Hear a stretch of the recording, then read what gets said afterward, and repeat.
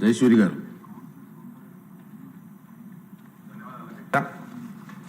ముఖ్యంగా నేను జరిగినటువంటి సభలో జరిగినటువంటి చాలా బాధాకరమైనటువంటి సందర్భం.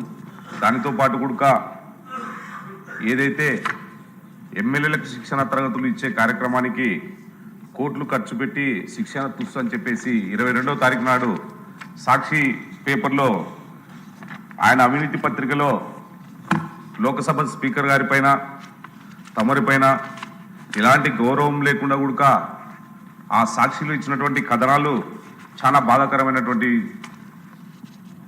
సందర్భం అధ్యక్ష.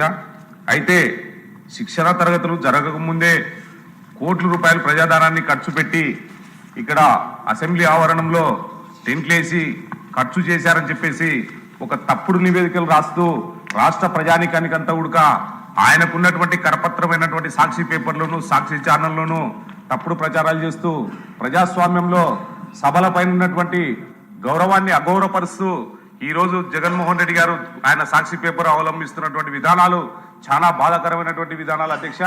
కాబట్టి తప్పనిసరిగా సాక్షి పేపర్ పైన సాక్షి ఛానల్ పైన రూల్ నంబర్ 169 ప్రకారం నేను ప్రివిలేజ్ కమిటీకి కంప్లైంట్ చేస్తున్నాను అధ్యక్ష. దీనిపైన మీరు ఈ ప్రివిలేజ్ కమిటీలో పెట్టి సాక్షి ఛానల్ పైన సాక్షి టీవీ పైన తగు చర్యలు తీసుకోవాలి, గట్టి యాక్షన్ తీసుకొని ప్రజానికానికి చేస్తున్నటువంటి తప్పుడు సమాచారాన్ని అరికట్టి మరొకసారి ఇలాంటి వార్తలు ప్రచురించకుండా చేయాల్సినటువంటి బాధ్యత తమరి పైన ఉందని చెప్పేసి దీన్ని ప్రివిలేజ్ కమిటీకి రెఫర్ చేయవలసిందిగా నేను కోరుచున్నాను అధ్యక్ష. ధన్యవాదాలు అధ్యక్ష. ఓకే అండి, ఈ విషయం కూడా మీరు అందరి దృష్టికి వచ్చి ఉంటుంది. సాక్షి పేపర్లో ఒక హెడ్లైన్స్ వచ్చాయి. ఏంటంటే మనం ముందుగానే ఎప్పటి నుంచి అనుకున్నాం, మనం కొత్తగా సభ్యులు వచ్చారు, 84 మంది ఉన్నారు, వాళ్ళందరికీ ట్రైనింగ్ క్యాంప్స్ పెట్టాలని 2 days ఫిక్స్ చేసుకున్నాం. వాస్తవం అది. నేను కూడా మన వెంకయ్య నాయుడు గారిని అలాగే పార్లమెంటు స్పీకర్ గారిని పిలవాలని డిసైడ్ చేసుకున్నాం. నేను ఢిల్లీ వెళ్ళి వాళ్ళని ఇన్వైట్ చేసాం. రఘురామరాజు గారు నేను వెళ్ళి ఇన్వైట్ చేసాం. వారు ఎంత హ్యాపీ ఫీల్ అయ్యారు. ఫస్ట్ టైం ఈ బ్రహ్మాండం చేస్తున్నారు కాబట్టి నేను స్వయంగా వస్తానని చెప్పి వారు అంగీకరించి డేట్ కూడా ఇచ్చారు. అయితే మనకి ఎలక్షన్స్ కూడా ఉండడం వల్ల మేమనుకున్నామంటే పోస్ట్ పోన్ చేద్దాం, ఎక్కువ మంది ఎమ్మెల్యేలు ఎలక్షన్స్లో ఇన్వాల్వ్ అయి ఉంటారు, అందరూ ఉండాలనే ఉద్దేశంతో పోస్ట్ పోన్ చేసాం. దానికి సాక్షి పేపర్ను చూసి నేను కూడా బాధపడ్డాను. ఎందుకంటే సరే బాధపడినా సంస్కారం లేని వాళ్ళు ఏదో రాస్తూ ఉంటే బాధపడాల్సి కాదు, కానీ దీని మీద యాక్షన్ తీసుకోవాలి.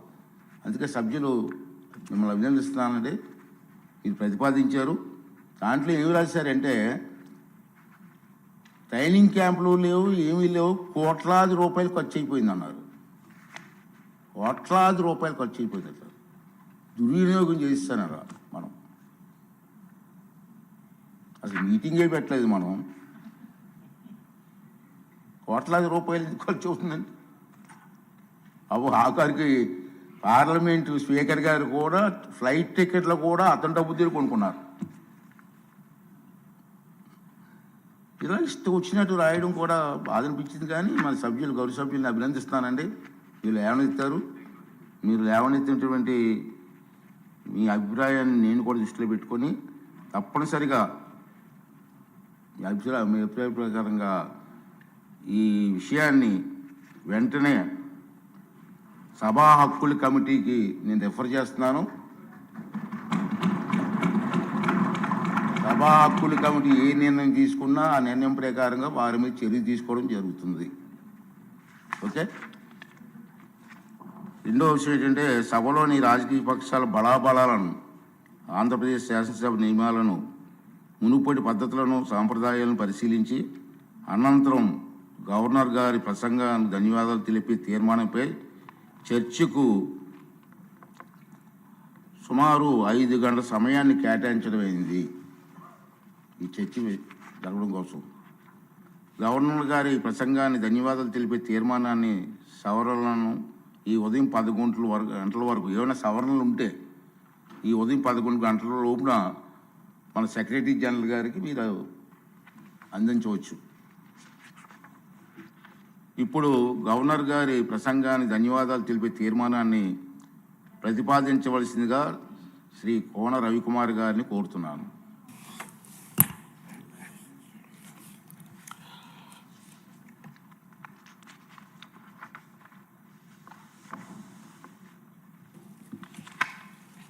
Honorable Speaker, sir, I am proposing the motion of thanks to the Governor's address in the following form.